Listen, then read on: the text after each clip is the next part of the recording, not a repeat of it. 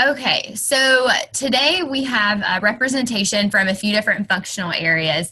So we have career services, multicultural affairs, the first year experience, residence life, dean of students, student activities, and financial affairs on the call. The professional level varies, so we have some graduate student representation as well as new professionals, and then a few mid-level professionals. An institution type, we have a few private universities, some that are religiously affiliated and some that are just a little bit larger, some small, and then we have public, mid-size, and large on the call. So these are the questions you should see on your screen. There's 4 of them that are just up for discussion. And so if you'll take a moment to just review these, reflect on them personally, and then if anyone wants to unmute themselves and just respond and tell the group their plan or their responses to the questions, you can feel free to jump around. We don't have to go in any particular order. So we'll take just a moment or two for you all to think internally, and then we'll give you an opportunity to share with the group.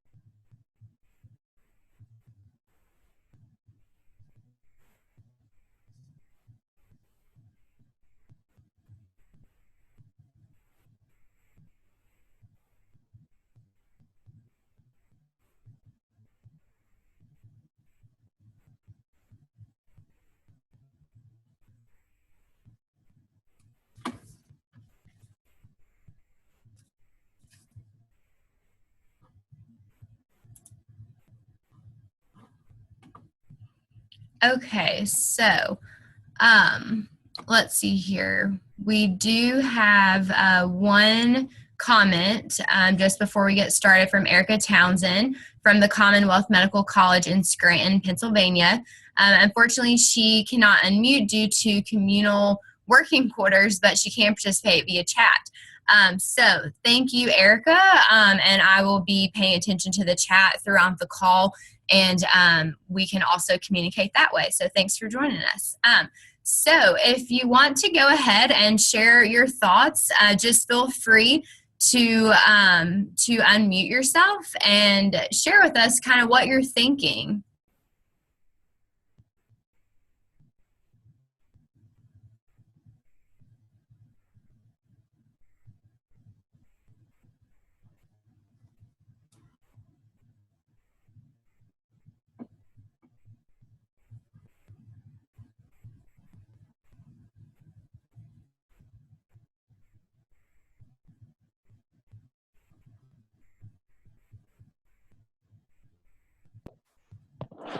All right, don't everybody jump at once.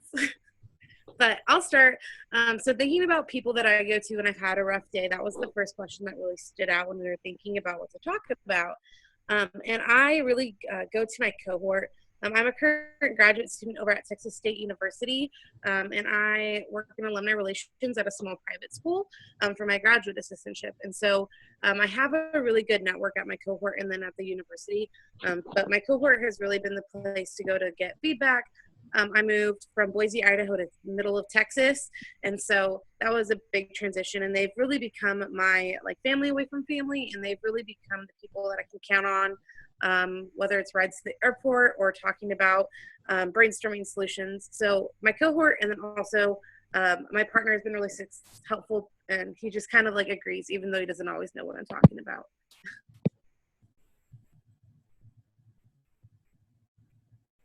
Okay, while you all are thinking a little bit more, and thanks, Megan, for sharing. I'm sure a lot of us can really relate to that. I'll read one of our comments that came in.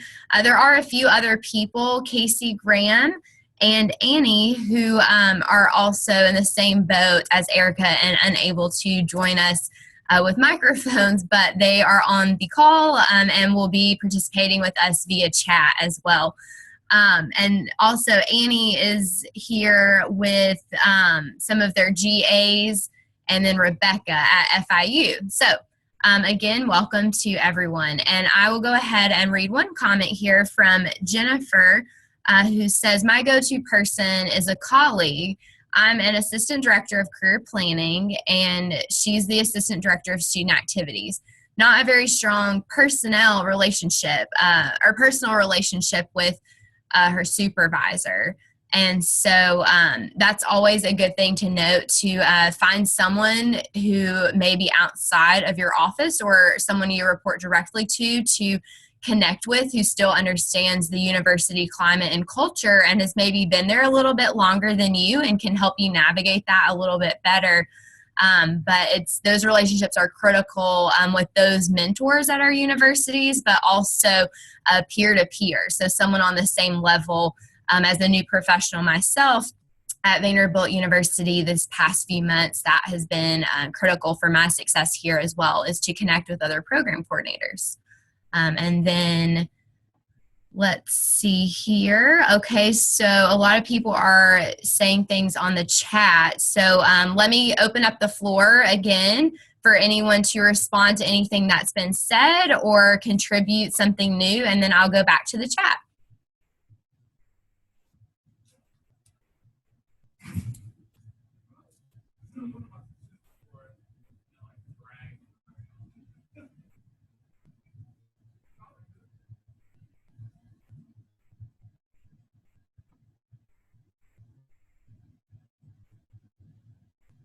Okay, I'll go ahead and read some more from our chat.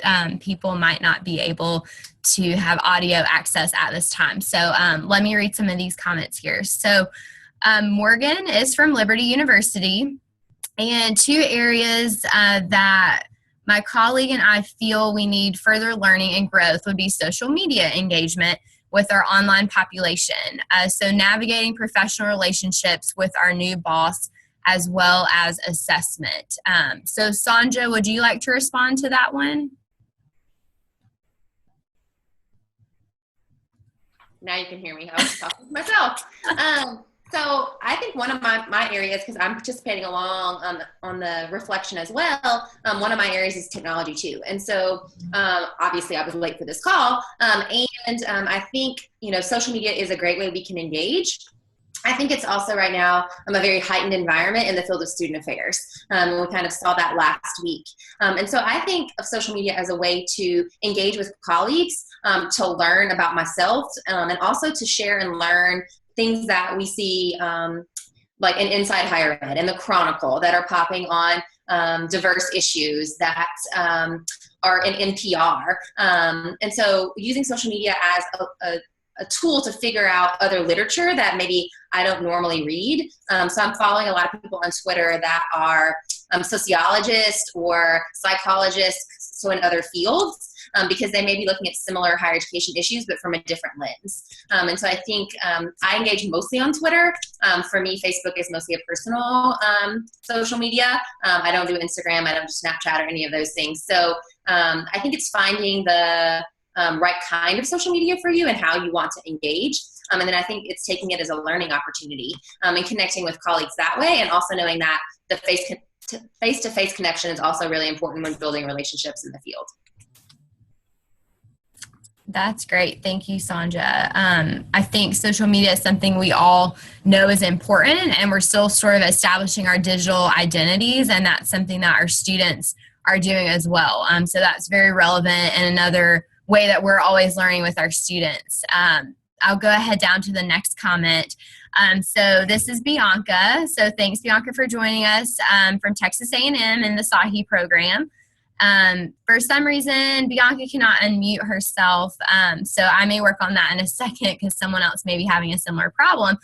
But she is excited to meet everyone and excited to be on the chat and comment. Also, Erica says, I'm a new professional, dual degree coordinator for the med school. With questions, I tend to go towards my mentor board and different questions for different mentors. my former supervisor with a master's of education is my institutional mentor. And my Drexel MSHE program mentor, Dr. Greg Nair, is my long-term goals and career mentor. So Erica seems to have a board. I've also heard this referred to as a cabinet. And this is something that at Texas A&M, I also went to grad school and completed the SAHI program like Bianca. And our former professor, Dr. Dave Parrott, who is now the VPSA at the University of Florida, he did the same thing. And he talks about that all the time, that it's critical to have a board of people, colleagues of all different levels who are your sounding board. So Erica, thanks for contributing that. And Erica seems to have kept in touch with a former supervisor, which I know a lot of you all may be able to relate. There's some people that'll come in and out of our lives, but some that will definitely stay, whether that's personally or professionally. And then now, Erica also has, so she has her institutional mentor and then a long-term goals or career mentor. So that's a very strategic way to think about it as well with mentorship, is that you may have different key people for different areas of your life, depending on what stage of life you're in or what stage of your career you're in. And that's good to go to multiple people and have that sounding board of individuals. So thanks, Erica, for sending in that too. And Erica, additional comment, has said it's been hard to navigate and fit into the higher ed culture. So it's been a big help. And other people are commenting and saying that they love that strategy. And it makes sense, but I'm sure commonly overlooked. So yes, I think mentorship is something that we have heard a lot about. We stress our students, but it's not something that we always remember to take advantage for ourselves. And as a new professional, I think in grad school, that's set up very well for you. And there are very targeted people that make sense for you to ask to mentor you. And then when you get in your first full-time role, you have to figure that out, because you have to figure out who shares the same values and goals and beliefs as you, who you can trust. And so for me, that's been a little bit harder, something that I'm not overlooking, but that is just taking a little bit longer to establish. So it may be something that doesn't come as quickly as we're used to from graduate school. So that's all the comments we have for now. So I'll open the floor back up for a little bit more dialogue before we go into a general Q&A. So Sonja, Megan, if you all have anything to respond to the questions, or if anyone else wants to contribute to the conversation. Brooke, I will add that the term kind of mentor board or your mentor cabinet, those kind of things. There is an article that just just came out today in Akuho I's Talking Stick, and I believe anybody can download that. But I'm gonna not be able to remember the author's name, but he is from Syracuse and he works in residence life, and he just wrote an article for the Talking Stick, which is Akuho I's kind of magazine, in reference to this concept of a mentor board, which I think is the title of the article actually. So if folks are looking for additional kind of reading or thoughts on that, it's a short article, like maybe 2 or 3 pages. Awesome. Thanks, Sonja. And we can definitely email that to you all after as well. Or if someone wants to Google that and put it in the search, the chat to everyone, we can do that also. So I'll also add that I don't know that I feel like I have a mentor board per se in like this formal capacity, but I think I do have different folks I turn to for different topics, which is what you just mentioned. And so my first supervisor ever became a mentor for me, although that wasn't the case with all my supervisors by any means. And so I definitely talked to him about kind of big picture field things. He's known me now for over a decade. And so he has a lot of insight into kind of who I am. And there are other people who I turn to for different kind of topical areas. There are faculty folks I turn to as a new faculty member. There are folks that I met through the Social Justice Training Institute that I look to for kind of social justice issues and to check me on my white privilege and my, higher education privilege and kind of all those things. And there are other folks, my friend Jessie Downs, who's the Career Center Director at LSU, I always call her when I want a very real answer. I know she's not going to give me the answer I want to hear. She's going to give me the answer that is probably the most tactful, because tact is not one of my strongest points. And so I do think it behooves us to kind of find a whole community of people that we can connect with, that maybe can help us learn and grow about ourselves and about the field at large. Thank you. Megan, do you have anything to add for our graduate student perspective? Like you said, I think mentoring is kind of built into the graduate student perspective. I've really come to rely on some of the faculty and staff that have been in the Texas State SAHI program, but also thinking back to my undergrad and the people who mentored me as I was deciding to go into the field, the ones who kind of exposed me to them. There's still people that I may not check in with, as often, but whenever I go home or if I have a question, I know they're there for me. And I do kind of use different people for different things. Like when I'm struggling with something my student organization is doing, or how to better advise them, I go to my old advisor. I was like, how did you deal with us? Because I know we were a hot mess express. So how can I better use your knowledge and what you gained from helping us to help my students? And then for more of the personal development things, I go to my faculty advisor, who's also one of the 2 lead program directors. So she's been a great person to bounce ideas off of. And so I think I never thought of it as a board. I've heard the phrase board of directors too. And so that's an activity that I did as a student leader. It was who's on your board of directors, but it wasn't all career and development. So I think that's something I want to do is in the next couple of days, is just sit down and reflect and really think about who else I can add to my board moving forward with the job search. Thanks, Megan. If anyone else wants to contribute to the conversation, feel free. We'll give another minute or 2 before we move on to a general Q&A. But just to echo one of the questions that we posed a minute ago, is what is one valuable lesson that you've learned, either as a graduate student, a new professional, or if you are a mid-level professional and on the call, feel free to unmute yourself and share that with us, or just type it in the chat. So we've talked a little bit more about mentorship, but I'm just wondering if there's anything else that someone has told you over the past few years that's really stuck with you and helped you be more successful.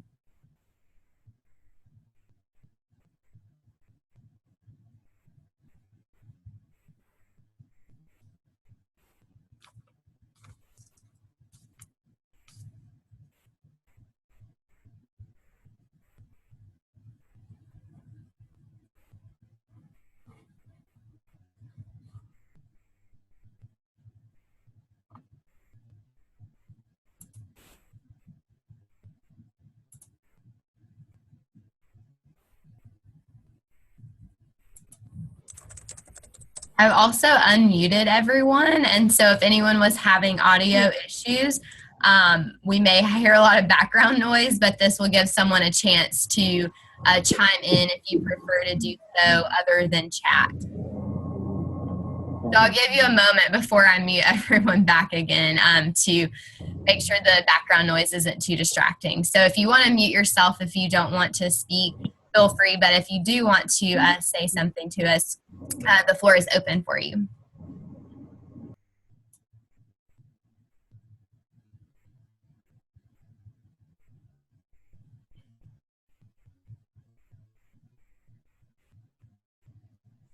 I saw something in the chat from Erica, and she said to thinking about what you said, to learn the hard way about who to trust. And so I think that's something, a big thing too, is learning who's on your team, who's on your side, who's willing to go to bat for you. I think that's a big one, and trying to separate your work and life in the professional realm has been an interesting lesson. So I really agree with what you're saying, Erica, about learning. It's kind of a hard lesson to learn, but it's important. I'll add to, I'm reading Bianca's comments about finding people to identify with as a woman of color in higher ed.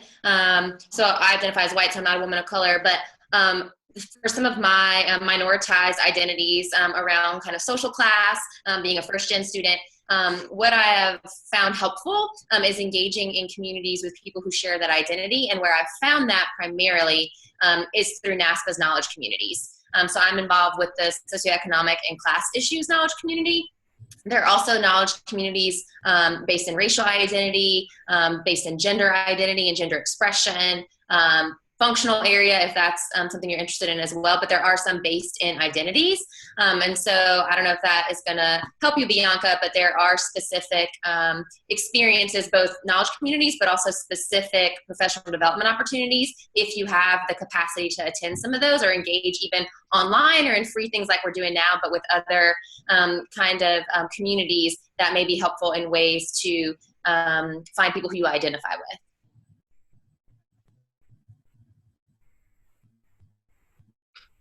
Thanks, Sonja and Megan. And one last part too of Erica's comment regarding that said that sometimes this is a lesson we learn the hard way. And I think there are those hard lessons we're going to learn. And hopefully like grad school for you was or currently is a safe place to do that and to figure things out before you get into the professional realm and, make similar mistakes. So yes, sometimes that goes along with the idea of not burning bridges, which I'm sure a lot of you all have heard too. And that's something to balance, but to not feel like you're walking on eggshells at the same time, which I know can be difficult. So I'll read some other comments here from Jennifer. So she says, remind yourself you earned this job for a reason and you were invited to the table. When feeling very young and lacking in unearned experiences compared to colleagues in student affairs department. Okay, underexperienced. I saw the star there. Okay, so yes. So imposter syndrome is very real. I think that a lot of you all may have experienced that for your transition to graduate school, or even if you are looking to get into the field of student affairs and that's something you're exploring right now. And so you're looking at master programs, or maybe as a new professional, that's also something that you're adjusting. Because for me, building up 2 years at Texas A&M and getting to know many people and the opportunities that the program just opened up for me, that looked a lot different when I came into my full-time position at a different institution who I was not familiar with. They weren't familiar with me. Everyone has to sort of like learn your style and learn what you're good at and what you do bring to the table. So I've had to not hesitate to put that out there and to jump on opportunities and to volunteer and to just meet with people. So some of those strategies you learn in graduate school I think are very helpful for that. But at the end of the day, you have to really be confident in who you are. And that's why this reflection in Sonja's book can really help you gain that confidence by knowing yourself a little bit better and what you can offer in these situations where you feel like you have a little less experience than other people because you were invited to the table like the comment said. And so be confident in that. And just show up as yourself. So I don't know if Sonja, you have anything else to add to that? Yeah, and I think imposter syndrome can be reduced. I think for some of us, depending on our identities and the intersection of those identities, it may be even harder or more of a challenge to overcome because we maybe don't see ourselves in the kind of field or at our institution with other representatives, particularly as we look at upper level administrators and kind of what identities they represent or we assume they represent. And so I think that taking that into account too, I know as a first gen, somebody who identifies as first gen, that I just submitted another book manuscript off my dissertation, and pressing send was super terrifying because I always have this background of they're going to think it's not good enough, they're going to think it's dumb or those kinds of things, and so I think that always sticks with me. I think I see it more in times of transition, so going from one job to another job, like you were talking about, Brooke, I think that can heighten the imposter syndrome. I think as well, one of the comments, I lost it now, but was talking about ageism. And so I think all the ists, right? We're going to encounter racist and ageist and heterosexist and cisgenderism and all kinds of challenges depending on the institution we're at, depending on the part of the country we're in, and depending on our own identities. And so I think grounding ourselves in who we are and deciding if that environment allows us to be who we are is something to reflect on and to acknowledge, and sometimes to really push back on too. And so, I've had really tough conversations with supervisors and colleagues around kind of these ism issues. And sometimes those went really well, and sometimes those went really poorly. And I think it's important to address those too, because it helps me with my own confidence to say, kind of, this system is oppressive, and here's why. And so I think that speaking out for what you believe in, I think, is important as well, even if sometimes it comes at a cost. Yeah, no, thanks, Sonja. I think that's true. And like Sonja alluded to, it does go back to before you're even, when you're job searching, before you're at that institution. These are the questions to be asking and the things to be looking for as far as culture and fit, which I know Erica alluded to as well in the comment. So you got to find what really works for you and what's supporting you. And sometimes you know that, and sometimes you figure that out. And if you're there, like Sonja was saying, and it is a little bit more oppressive, then that's something that you shouldn't be afraid to investigate a little bit more and share your voice and opinion and be bold in that. So thanks for all those comments and thoughts and reflections. We'll go ahead into the Q&A, and a few of you all who RSVP'd through NASPA before for this webinar, there were 2 questions that came through that you all want to talk about. And so let me go ahead and pull those up. And then Sonja, Megan, or myself will kind of touch on that. And then if anyone else has any comments or things to contribute, feel free to share. And then we'll just go ahead into a general Q&A. And I think there was 1 or 2 comments in the chat that also referenced some questions, and we'll go back to those too. So the first question from the forum says, I feel like I need to move backwards before I go forward, meaning salary, title, etc. Is it possible to move into student affairs from the business side without taking a massive pay cut? I can try to somewhat answer that one. I would say that it is complicated because this question distinctly makes me think of a former colleague of mine who was coming into student affairs, having done, she had moved up quite quickly in the business world, and she was making almost 6 figures. So she was coming back for an entry-level position in student affairs, and it was very jarring to her, the kind of pay inequity between what she was making in business and an entry-level salary in student affairs. And so I think part of that, some of that's the nature of the different fields. However, I think that there are certain ways, so there are certain components of higher education where they want people with a business background. So thinking about things like financial aid, or a lot of housing and residence life departments have a business arm to them. And so those may be areas where you can make the transition from more of a corporate business side to a higher ed side that still has the business kind of focus, where there may be less of a pay gap than there would be in other kind of functional areas. And I think sometimes we take pay cuts to change functional areas. So sometimes we may take a lateral move, and maybe you pay less at this kind of institution than this kind of institution. I even think about, I'm in a clinical assistant professor role. If and when I apply for a tenure track job, I'm going to take a pay cut. Part of that's cost of living between Boston and other places, because I'm in Boston right now. And part of that's just the nature of kind of the field. So I think it really depends on what you're trying to do and where you're trying to do it. Yeah, that's great. Thanks, Sonja. Our other question is, what are the pros and cons of being a generalist? So I can try that, and then if Brooke or Megan, y'all want to jump in with that. I would say in some ways it depends on institutional type. And so I'm going to reference that a lot, but I do think it matters. If you've never read Joan Hurt's Where You Work Matters, I would suggest that book. It is an older book, but each chapter talks about different institutional types and what it's like to be a student affairs professional at that kind of institution. So certain institutional types, community colleges, small liberal arts institutions, even regional publics, I think really look for people who are generalists. because they want to hire somebody who is kind of working in multiple functional areas, or the job requires you to work in multiple functional areas.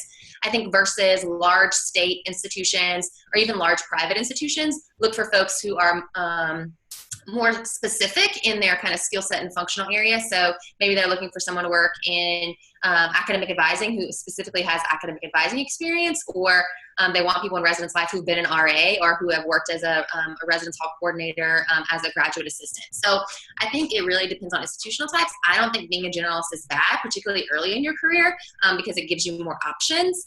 And I think that there are some, like residence life, for example, while some people may say, oh, I don't want to get pigeonholed into residence life, you're getting a little bit of everything in residence life. You're doing conduct, you're doing facilities, you're doing advising, you're doing crisis management. And so that gives you a transferable skill set that maybe other functional areas don't do quite as well, although I would argue transferable skills occur in any kind of functional area. And you can get a job without having direct full-time experience in a functional area. That may be more rare than it should be, in my opinion. However, my last practitioner job, I was director of an office that did leadership, community service, fraternities and sororities, and student awards. And technically, prior to that job, I didn't have full-time work in any of those areas. I had all worked in those areas kind of in a side hustle way, right? So I'd done stuff for leadership, I'd done stuff for headquarters for fraternities and sororities. I had been involved with community service as a kind of alternative break trip kind of advisor. And so there's ways to get those experiences, even though it's not in your full-time work. Yeah, thanks, Sonja. That's all really great advice. And I would say this is the approach that I took to graduate school. So I just graduated this past May, and I worked for 2 years before going into grad school. And so I sort of knew that I wanted to be in student affairs, but even when you finally decide on that, we make you get a little bit more specific. And so we're like, okay, well, what part of student affairs and what institution? And there's lots of different possibilities. And so strategic is actually my number one strength, if anyone's familiar with Strengths Quest. And so that's why Sonja's book was really helpful and appealing to me. And I think this conversation is very strategic to be a part of it. And so when I was approaching graduate school, I was thinking, well, how do I get enough experience in a lot of different areas? One, to tell me what I'm really passionate about, and what area I might have more interest in than I've realized, but two, to just make me a more competitive candidate.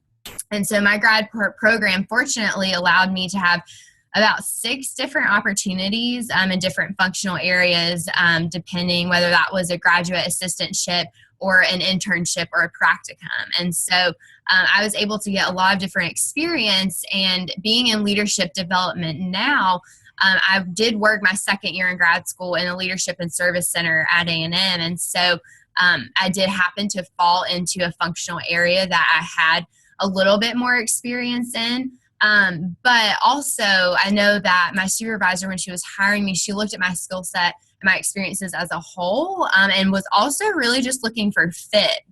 And so I think we have to remember that too, and how important fit is, as well as our experience. But I do think that it is smart, like Sonja said early on, to get as much experience as you can, so you can learn more about yourself, what you're good at, what you're passionate about. And then that can lend itself really well in the job search with transferable skills, or even as you transition from one full-time role to another. But if you know you're passionate about something and you go into residence life and you know you want to be a director of residence life, then I think that's okay too, to be more of the specialist. And some areas are a little bit more challenging, I've found, to get into, like orientation, transition, and retention. I think that's one too that I was interested in, and when applying to positions, I found that a little bit more challenging to get an interview with and things like that, because I did not have a direct year or more experience with that. So I think it really depends on your own personal goals and what you want in student affairs and what interests you the most, and making sure that you know your non-negotiables. So when you're going into that job search, that you can decide, these are the things that I need to have in my position. And that goes well beyond a functional area, as I'm sure you all are figuring out about yourselves. So we'll give Megan a chance to see if she has anything she wants to add. And then if you want to add anything on the chat, And if not, we'll go and jump into the Q&A for the last 15 or so minutes of our time together. All right, so I'm still a graduate student, so I'm still trying to keep in the generalist area, but now that I'm getting ready to do my job search next semester, I've kind of started to narrow down on some of those things that I know I'm interested in, which I kind of fell upon in one of our courses. It was our Intro to Student Affairs course. We had to do a presentation, and we had to interview a functional area at 2 different types of institutions. We did UT Austin, which is, a big school out here. And then we did this private little school in Seguin called Texas Lutheran University. Well, it was because of that I found an internship in alumni relations, and then kind of have found a passion and a niche in that area. But it's also been able to do like a research project, which made me realize, okay, like maybe I want to look at like this kind of a population. And so trying to take advantage of the opportunities, but now as I'm in my job search, realizing, okay, I think like the couple areas I'd be interested in are like alumni relations and like outreach recruitment, and then like a career services role, opposed to some of the other like housing and residence life. So just still trying to stay general and gain a lot of different experiences and skills, but also trying to keep in mind that like what would make me happy and like what I'm good at and what would make me the most successful in my first professional position. Brooke, I wanted to add too that even if you didn't get that opportunity as a graduate student, that you can do that in other ways. So you can do that through committee work when you get to your institution. So if you say, I really love orientation, but I have no experience, then volunteering to be on the retention committee or the orientation or extended orientation or some other kind of committee work in kind of the planning and organizing of a different functional area. I think a lot of offices need additional kind of hands-in thoughts and help. And so that committee work can be helpful in gaining additional experience, as well as, like I was talking about, working with other kind of nonprofit or professional organizations that deal with kind of that topic or skill set. Yeah, thanks for adding that, Sonja. That's really key and important, and something that you want to not overwhelm yourself or exhaust yourself as a new professional or even as a grad student. So I had to sort of reel myself back in a little bit whenever I got to Vanderbilt. But those opportunities to be on committees or professional development opportunities at your university as well, just be careful with what you say no to, because you never know what opportunity will lead to something else. I don't want you to be a yes person always, but just really be strategic and intentional about the way that you're approaching that. But there are a ton of different ways to get involved. And then once you start telling other people more about what you do and what you bring to the table and what you're finding yourself to be a little bit more of an expert in, there's opportunities to get more plugged in and connect with people through NASPA, presenting at conferences.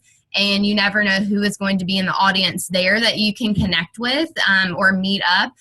So just really take advantage of those other opportunities as well. Okay, let's jump into our Q&A. And so if anyone has any other questions that we haven't really touched on, feel free to put those in the chat or unmute yourself and ask them to the group. And so again, we can respond, but we also value your thoughts as well.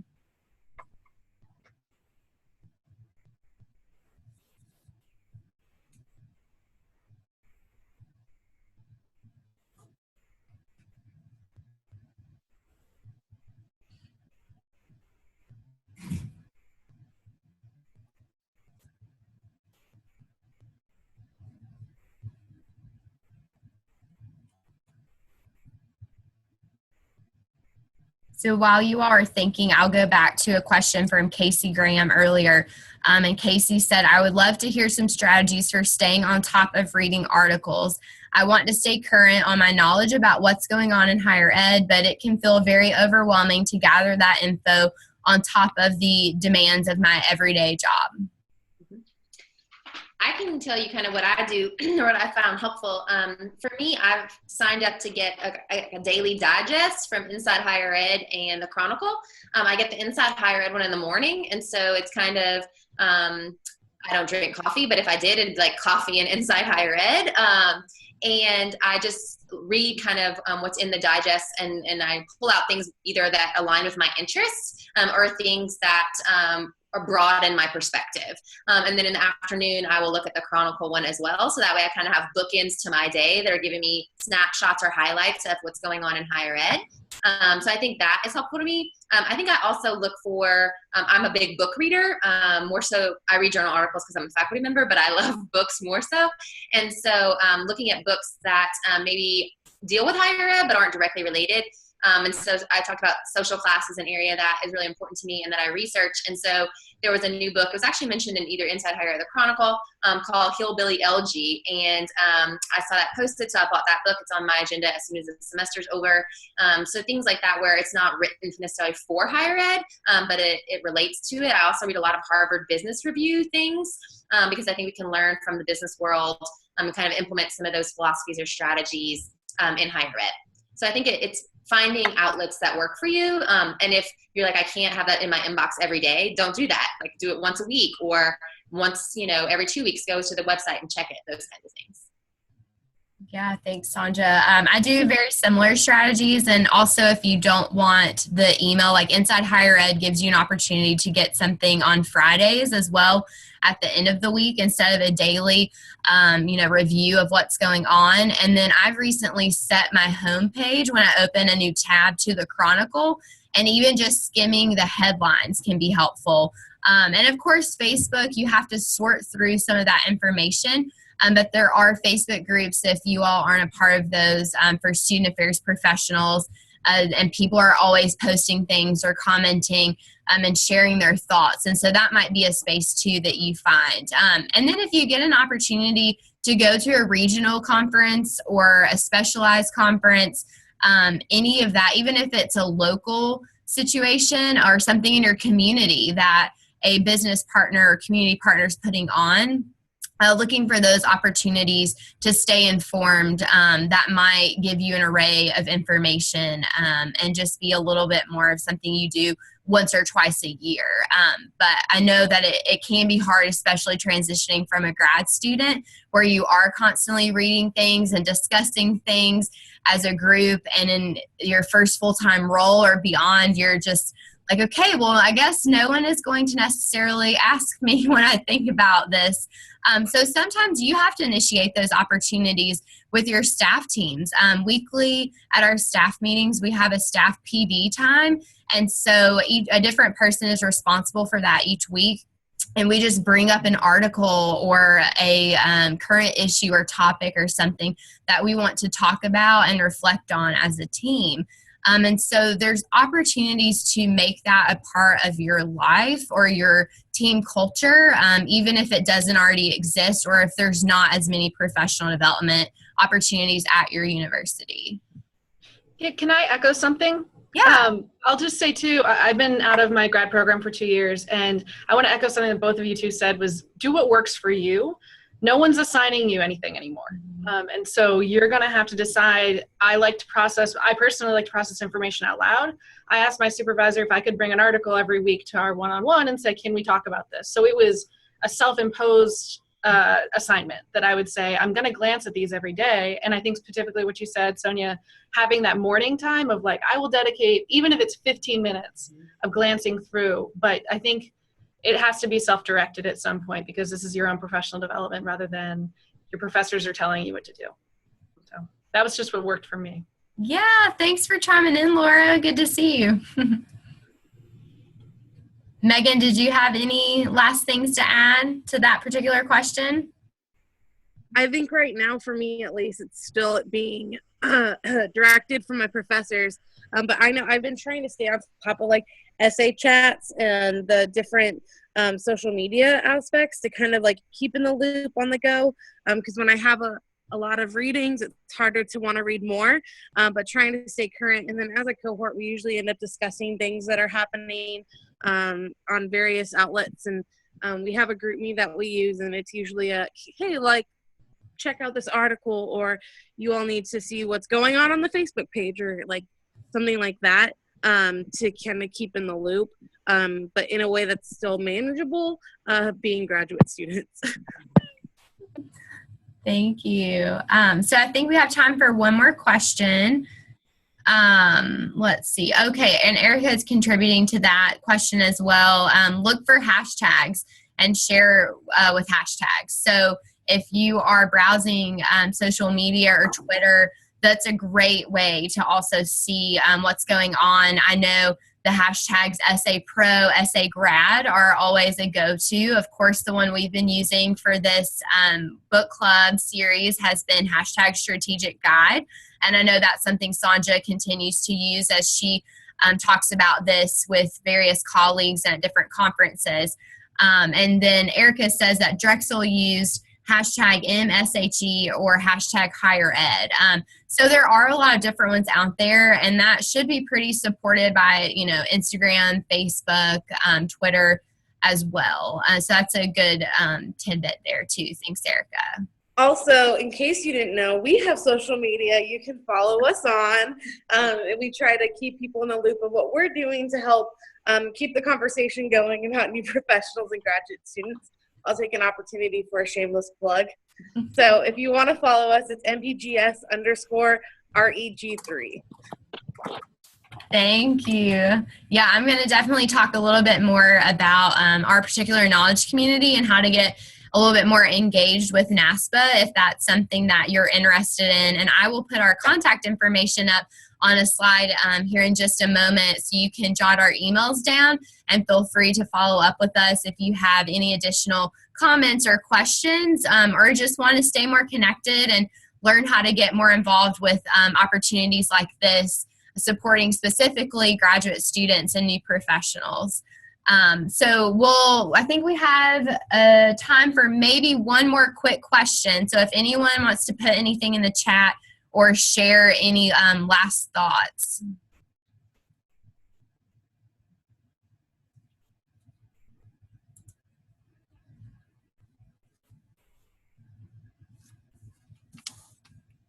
Brooke, can I add something before you talk about the knowledge community specifically? Yeah, absolutely. So one thing we talk about in the book that I want to share with you that I think is really important, and I talked to University of Wisconsin La Crosse yesterday, day before recently, about kind of this book and these concepts too. But one thing I think is really important is that you get to do your career however you want to do your career.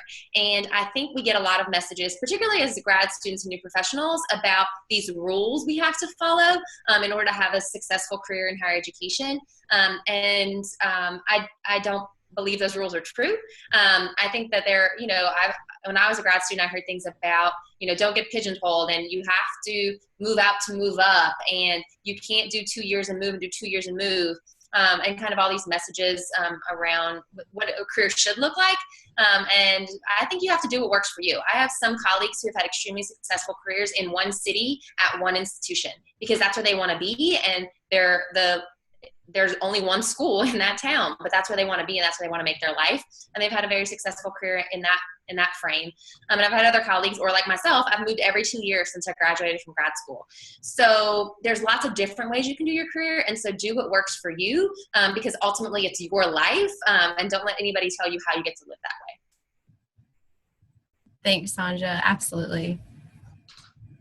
Okay, well, since we have about 4 more minutes together, we'll go ahead and just share a little bit more about the knowledge community and opportunities for involvement. So Megan actually serves on the committee that I have the opportunity to lead through the new professionals and graduate students knowledge community. And we have different opportunities for membership engagement, similar to this, professional development, also areas of assessment if that's something that you're interested in, and then communication. So we do not have a particular blog for the Region 3 piece of our knowledge community, but we do, as a knowledge community as a whole, have a lot out there too on social media, and as well at conferences and things like that, opportunities for you to connect with us. And get blog posts. We have a Talk NPGS Tuesday, which is also its own hashtag, and they send out blogs every Tuesday, and I usually repost those on our Facebook page as well. And so that's another opportunity for you to see and hear from other professionals, because I think it's great for us to be reading what's happening on a larger national or international scale, but also hearing those stories can be really critical for helping us also being strategic about navigating our own careers and what that looks like, and finding people who relate to us and resonate with us. And we're doing a few other initiatives in the spring. We'll probably be launching a hashtag Membership Monday, highlighting different people in the field. And then also on our Instagram, we're going to start moving towards a little bit more focus on the job search and the annual conference in the spring. So opportunities for you to see what institutions are out there, what programs are out there, and ways for you to get more networked and connected in our field. And so I'll go ahead and share our contact information with you on the screen just so you can jot that down before we end the call today. And the call is also going to be recorded, so you can feel free to share it with any of your colleagues or graduate students if you supervise any graduate students, professionals, or even undergraduates who are interested in the field. I think this would be very helpful to share with them. So this will be something that will be available through our social media on our Facebook page as well. And so just wanted you to be aware of that. And we really appreciate Sonja for joining us. She's been with us this whole semester as we sort of dissect and look more into her book and also just discuss strategies around a successful student affairs career. And so we're very grateful for her input, and her wisdom is invaluable to us. And so Sonja, again, we appreciate you. And then, if you just have any other comments or questions, I'll hang around the chat for just a minute more, and you're welcome to contact us via email. So thank you so much for investing in yourself professionally and personally today by taking an hour to be with us. We appreciate it and enjoyed all of your comments and questions. And thanks to Brooke and Megan for organizing all this and kind of taking the lead in Region 3's new professionals and graduate students, Casey. Thanks, Sonja. All right, everyone have a great rest of your day. Thank you for coming.